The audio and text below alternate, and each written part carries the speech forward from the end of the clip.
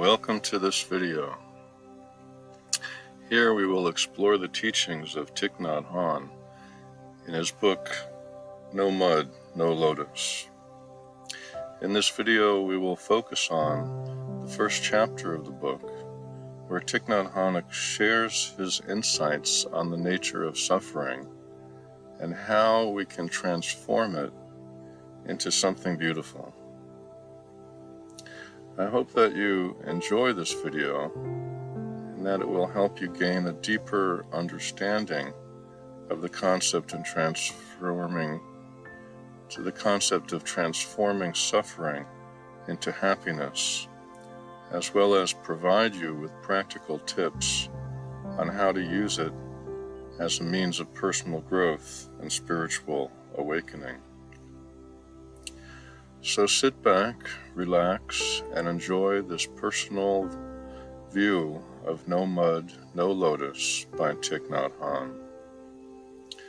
To begin with, as a young adult, I was always energetic and active, enjoying long hikes and bike rides with friends.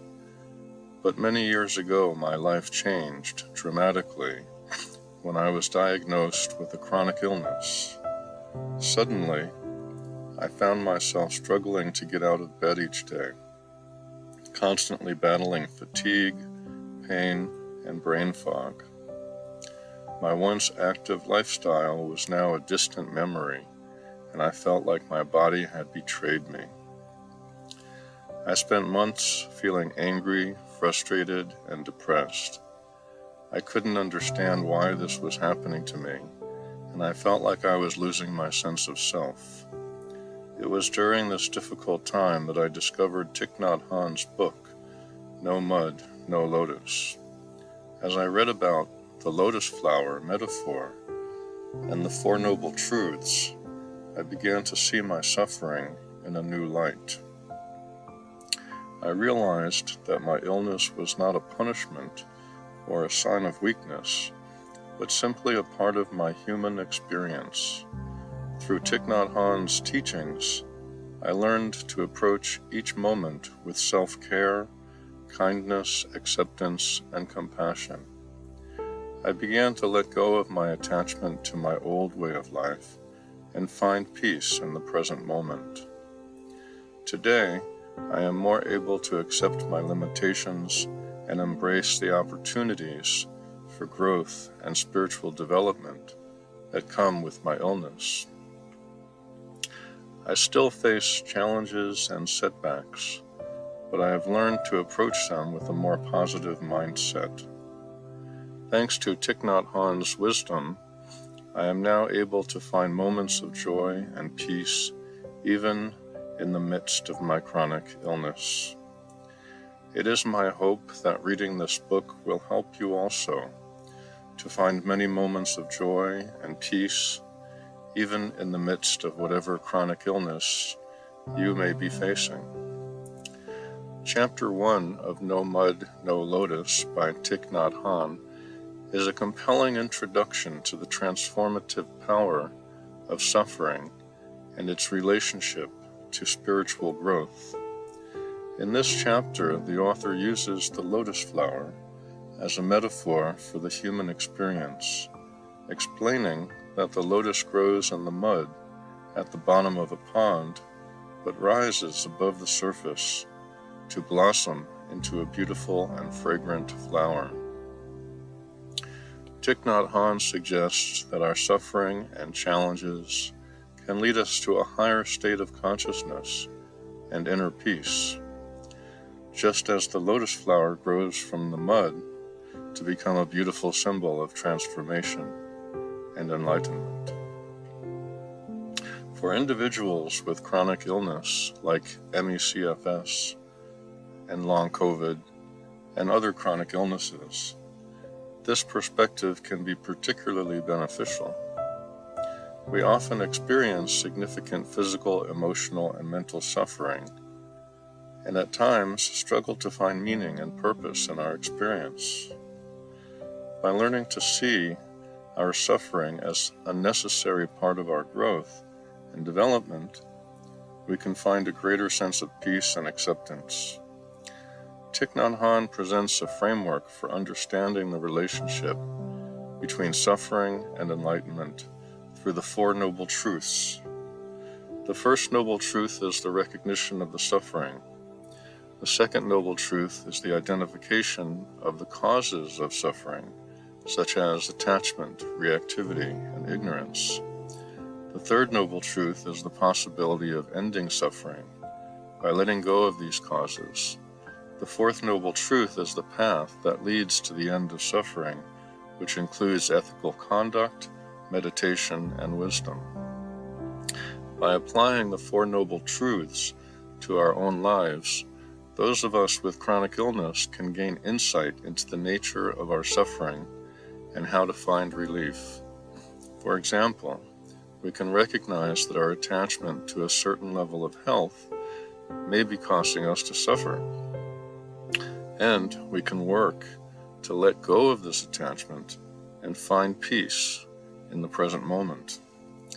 This is something that I've had to do and that I continue doing pretty much every day. For me, this is a lifelong practice. We can also use meditation to cultivate a greater sense of calm and inner stillness, which can help us cope with the challenges of our illness. Meditation is a powerful tool for individuals with chronic illness to cultivate greater inner peace and acceptance. Through regular practice, meditation can help us become more aware of our thoughts and emotions and learn to respond to them in a more positive and compassionate way. One specific mindfulness technique that can be helpful for coping with physical pain or emotional distress is calm abiding, also known as shamatha meditation. Calm abiding involves focusing the mind on a single object, such as the breath coming in and out of the body, or on a few meaningful words like love, forgiveness, or acceptance, and allowing the mind to rest in a state of calm and clarity. When we experience physical pain or emotional distress, our thoughts and emotions can become overwhelming and difficult to manage. By practicing calm abiding, we can learn to quiet the mind and reduce the intensity of our thoughts and emotions. This can help us find greater inner peace and acceptance in the face of our illness. Another mindfulness technique that can be helpful for individuals with chronic illness is loving-kindness meditation. This practice involves cultivating feelings of love, kindness, and compassion towards ourselves and others. When we are struggling with chronic illness, it is easy to become self-critical or feel isolated and alone. Loving-kindness meditation can help us cultivate a greater sense of self-care and self-compassion, and develop a deeper sense of connection with others. To practice loving-kindness meditation, we can begin by sitting comfortably and bringing the mind to someone who we feel gratitude or love towards. We can then repeat a series of phrases such as, "May I be happy, may I be healthy, may I be safe, may I be at peace." We can then extend this practice to include others, such as our loved ones, our healthcare providers, and even those who may have caused us harm in the past. Overall, mindfulness practices such as calm abiding and loving-kindness meditation can be powerful tools for individuals with chronic illness to cultivate greater inner peace and acceptance by learning to respond to our thoughts and emotions with greater kindness and compassion. In this way, we can find a greater sense of connection and meaning in our lives, despite the challenges of our illness. The lotus flower metaphor is a powerful and compelling image that draws the reader in and offers hope for a brighter future. By seeing our unavoidable suffering and hardship as a necessary part of our growth and development, those of us with chronic illness can more effectively find meaning and purpose in our experiences. The nutrients and minerals from the mud nourish the lotus flower, just as our suffering can provide us with the nourishment we need to grow and develop spiritually, such as developing greater wisdom, kindness, compassion, patience, equanimity, and more. Thich Nhat Hanh's writing is clear and accessible, making this book a valuable resource for anyone interested in the intersection of spirituality and personal growth, particularly those living with chronic illness. By connecting the lotus flower metaphor to the Four Noble Truths and providing specific examples of how to apply these concepts to daily life, Thich Nhat Hanh offers a roadmap for individuals with chronic illness to find relief and inner peace. I have applied the Four Noble Truths to my experience with chronic illness by recognizing the first noble truth, the recognition of suffering, by acknowledging that my chronic illness brings suffering into my life. I have been able to accept the reality of my situation and shift my perspective to focus on finding meaning and purpose in my experience. The second noble truth has helped me to let go of my reactivity to my illness. In the past, I would react to my illness with pain, frustration, anger, depression, and anxiety. Now I am more able to practice letting my reactivity be without getting caught up in it. This has given rise to the third truth of seeing reactivity stop.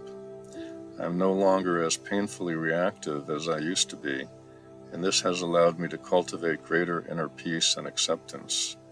I still have good days and bad days, good months and bad months, etc., but I am getting better at navigating each day with more mindfulness and awareness. The fourth noble truth is the path that leads to the end of suffering, and it includes ethical conduct, meditation, and wisdom.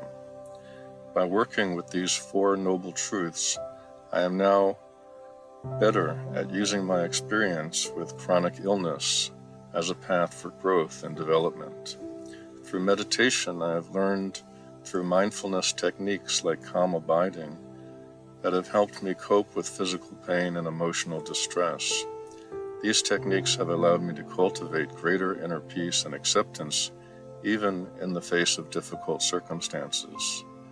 Overall, by applying the Four Noble Truths to my experience with chronic illness, I have been able to shift my perspective from one of suffering to one of growth and development. This has allowed me to embrace life even though I have chronic pain and illness, and to continue to cultivate wisdom and compassion in all areas of my life. May this book be a source of inspiration and support on your journey. Thank you for watching.